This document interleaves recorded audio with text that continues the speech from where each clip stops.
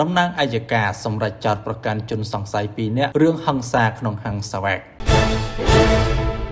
តំណាងអាយកាអមសាលាដំបងរាជធានីភ្នំពេញបានសម្រេចចោទប្រកាន់ជនជាប់ចោទ2នាក់ដែលបង្កហិង្សាក្នុងហាងសាវែកជាផ្លូវការក្រោមបទចោទអំពើហិង្សាដោយចេតនានិងបទផ្ដាំគំនិតក្នុងអំពើហិង្សាយោងតាមការបញ្ជាក់ពីលោកឆៃហុកប្រធានអាជ្ញារងនិងជាអ្នកនាំពាក្យតំណាងអាយកាអមសាលាដំបងរាជធានីភ្នំពេញបានប្រាប់ការពីរសៀលថ្ងៃទី25ខែសីហាឆ្នាំ2026ឲ្យដឹងថាករណីជនសង្ស័យ2នាក់ដែលប្រើប្រាស់ហិង្សាក្នុងហាងសាវែកបង្កឲ្យជនរងគ្រោះរងរបួសប្រេះរលាក្បាលក្នុងសង្កាត់បឹងកេងកងទី1ខណ្ឌបឹងកេងកងត្រូវបានតំណាងអាយកាសម្រេចចោទប្រកាន់ជនសង្ស័យ2នាក់រួមមាន1ឈ្មោះឆេងភិរុនពីបទហិង្សាដោយចេតនាមានស្ថានទោសតាមមាត្រា